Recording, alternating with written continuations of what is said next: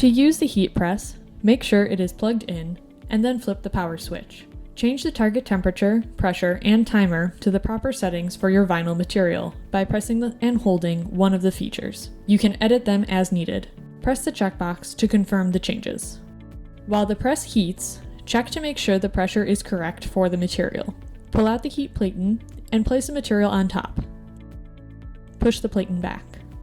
Press the fabric and notice the pressure setting when pressed. For this example, the pressure is too high. To lower it, unpress the machine and loosen the knob on the top of the press. You can also tighten the knob if needed. Repeat this process until the pressure is correct for the material. Remove the shirt as the press continues to heat up. When the press is ready, pull out the plate and place the shirt on top, making sure it is flat. Add the design where you want it. Add a Teflon sheet if preferred to help protect the vinyl. Push the shirt under and pull the lever.